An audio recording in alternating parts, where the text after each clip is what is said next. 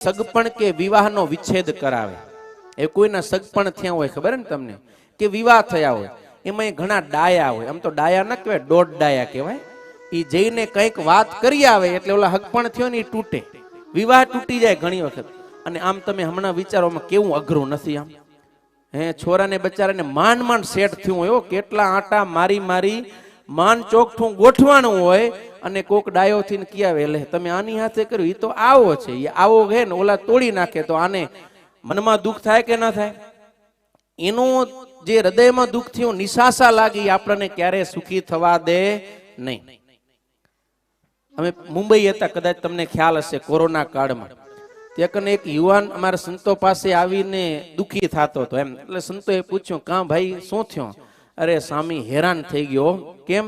અરે અમારા ઘરના માણસોએ જ અમારી પથારી ફેરવી નાખી. તો ભાઈ થયું શું?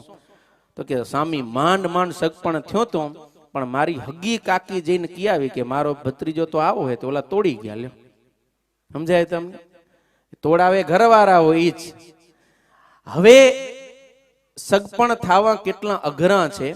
અને એમાં ઈ કાકી કિયાવી તો સાચું જ કિયાવી હશે, કે ખોટું નહીં કિયાવી હોય, પણ સગપણ વખતે શાસ્ત્રકારો એક પ્રકારની છૂટી આપી, તમને ખબર? એમ આમ હકીકતની અંદર ખોટું ના બોલવાનું હોય, આપણે સાચું જ બોલવાનો નિયમ છે ને, સત્યમ વદે, સત્ય બોલવું જોઈએ. પણ શાસ્ત્રમાં કીધું, સ્ત્રીસુ નર્મ વિવાહેસુ નાનૃતમ સ્યાગ જુગુપ્સિતમ. એક તો સ્ત્રીઓની આગળ, એક વિવાહ સગપણના પ્રસંગમાં, અને હસી મજાકમાં તમે ખોટું બોલો તો એનો દોષ શાસ્ત્રકારોએ બતાવ્યો નથી. હવે સ્ત્રીની આગળ ખોટું બોલવું એની વ્યાખ્યા હું અત્યારે નહીં કરું, હવે સમય પૂરો હે. પણ વિવાહ ને સગપણનો પ્રસંગ હાલે રહ્યો એટલે સત્ય બોલવાનું હોય. પણ કોઈ આમ સર્વગુણથી સંપન્ન હોય, કોઈ દીકરો હોય કે દીકરી હોય, સર્વગુણે સંપન્ન તો કોઈ ન હોય ને, કોકનામાં કોકમાં કાંક ને કાંક ખામી હોય. બિલકુલ નિર્દોષ તો એક પરમાત્મા છે. હવે સગપણ થતો હોય એ વખતે પૂછા તો કરે ને, ભાઈ દીકરો કેવો છે, દીકરી કેવી છે, એ વખતે તમે એના અવગુણ જ ગાઓ તો કોઈ હકપણ કરે ખરા? તો નિયમ છે કે સારી સારી વાત હોય તમને કહેવાની હોય, નબળી વાત હોય ન કહેવાની હોય, તો તમારું સગપણ થાય. અને એવું કાકીજીને કિયાવી પૂછે કે હું કાંઈ ને, જે હતું સાચું જ કીધું, પણ તે સાચું કીધું એમ આમને તો ઘર તૂટ્યો ને એમ. આ તો સગપણ થયેલું છૂટું થયું, વાંધો નહીં, હાલો બહુ પ્રોબ્લેમ એટલો ન થયો, બીજું ગોતશે. પણ વિવાહ થઈ ગયા હોય, એની ઘરે નાના નાના બે ચાર દીકરા દીકરીઓ હોય, અને ઈ પતિ પત્ની વચ્ચે જઈને કોઈક ફૂટ પડાવે ને એના છૂટા છેડા થાય, તો એ નાના નાના દીકરા દીકરીઓની હાલત શું? જો માં ભેગે રે તો પિતાના છત્ર વિના ના થાય, અને પિતા ભેગે રે તો માની મમતા વિના ના થાય. ને ઈ દોષ કેને લાગે? બોલે જે વચ્ચે અંગારીઓ કર્યો ને એને લાગે. એટલે ઈ ધંધો ક્યારે કરવો નહીં. કોઈ એક મનાથીને રહેતા હોય ને તો એને પ્રેમથી આપણે જીવવા દેવા, એની વચ્ચે જઈને આપ ડાપણ ક્યારે કરવું જોઈએ નહીં. સમજી ગયા ને? એટલે વિવાહ અને સગપણના સંબંધ ન તોડાવવા. અને મિત્ર છેદમ તથા કુર્યુસ તેવઈ નિરય ગામતા. બે કોઈ મિત્ર હોય, મિત્રતા એક સંબંધ છે. મિત્ર એટલે એમ જે બે જણ હોય ને એ મિત્રતા. મિત્રતા એક નાતો છે. એ બે પુરુષ વચ્ચે હોઈ શકે, બે બહેનો વચ્ચે હોઈ શકે, બાપ ને દીકરા વચ્ચે મિત્રતા હોઈ શકે, ભાઈ ભાઈ વચ્ચે મિત્રતા હોઈ શકે, પતિ પત્ની વચ્ચે મિત્રતા હોઈ શકે, સાસુ વહુ વચ્ચે મિત્રતા હોઈ શકે, દુનિયાના કોઈ પણ વ્યક્તિને કોઈની સાથે મિત્રતા હોઈ શકે. તો મિત્રતાના નાતે બે જણ એક મના થઈને જીવતા હોય, તો એમાં વચ્ચે જઈને ફૂટ ન પડાવવી. એક ગામની અંદર એક સાસુ ને વહુ એકદમ સંપો, એકદમ મિત્રતા. કેવી કે માં દીકરી જેમ જીવે, અને બાજુમાં જ બીજું ઘર, એમાં હાહુ વહુ નો ડખો. હવે આ બે સાસુ વહુ માં દીકરી બનીને આમ જીવે ને, એટલે ગામમાં બધે હારી જ વાતું થાય ને, એમ કે ખરેખર સંપ છે હો આમ. અને અહીંયા ડખો એટલે આખા ગામમાં એની નિંદા થાય. તો ઓલી બાજુવાળી જે વઢકણી હાહુ હતી ને એને થયું કે આ શું કરવા, કે માં દીકરી બનીને જીવે. ઈ માં દીકરી બનીને જીવે ને એટલે અમારું ગામમાં ભૂંડું લાગે રહ્યો.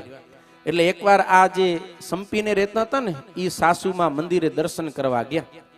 ઘરે બહુ એકલા હતા. એટલે ઓલી વઢકણી સાસુ આવીને એ કે તું તો કેવી ડાઈ, તારી હાહુને માં માનીને સેવા કરી લો. કેવી કયાગરી સાસુ તને વઢે તોય કોઈ દી હામે બોલે નહીં, બધું સહન કરે, આખા ઘરની જવાબદારી લઈ લીધી, સાસુની માં જેમ સેવા કરે, કેટલું ભોગ દે.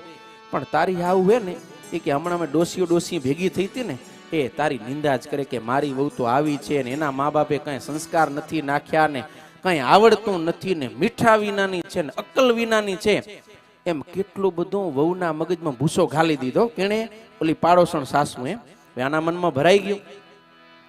અને થોડાક દિવસ ગયા ત્યાં વહુ ક્યાંક શોપિંગ કરવા ગઈ તો ઓલી સાસુ એકલા હતા, તે પાછી ઓલી આવી એ કે તમે કેવા હારા હે, તમારી વહુને પણ દીકરી કરીને રાખો વેલા, એનાથી કાંઈ ભૂલ થાય તો તમે જતું કરી દો, બધી રીતે હાંચવો, એને જોઈતું એ બધું આપો, કોઈ દી તમને એમ ના થાય કે આ મારી નથી, આટલું તમે ઉદાર દિલ રાખો.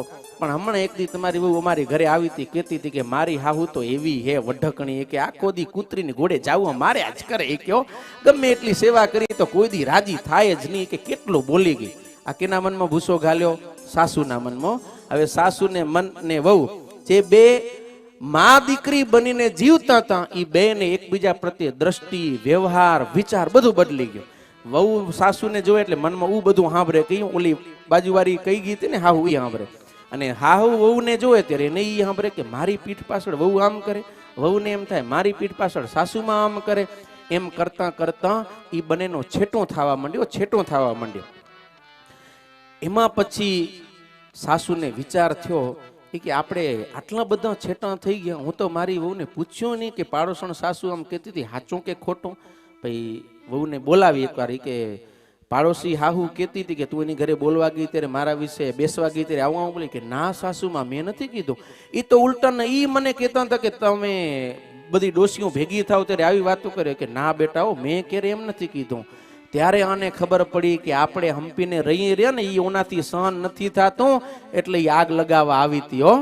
એટલે ભક્તો ધ્યાન રાખવું, એક તો આપણે એવા ધંધા કરવાની, અને બીજા કોઈ આપણા સંબંધમાં ફૂટ પડાવે ને તો આપણે સીધું પરબારું માની ન લેવું, કારણ કે આ દુનિયામાં જોડાવનારા ઓછા, આમ જોડીને રાખનારા ઓછા, બધાએ તોડાવનારા જ છે.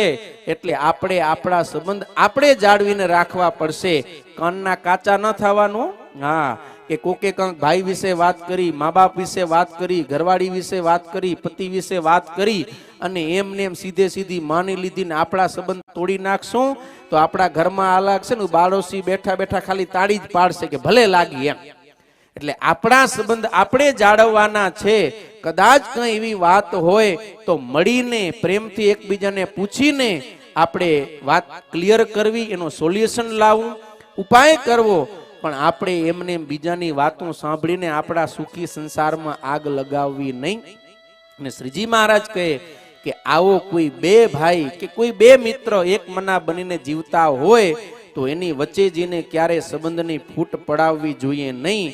જો એ ધંધો કર્યો તો મરીને પછી નરકમાં જવું પડશે, અને ત્યાં કને પછી આપણા હગા નથી, ખબર ને તમને? હા, એ પછી જેદી ધોશે ને તેથી પછી આપણને કોઈ બચાવશે નહીં. માટે હમણાંથી સાવધાન રહેવું.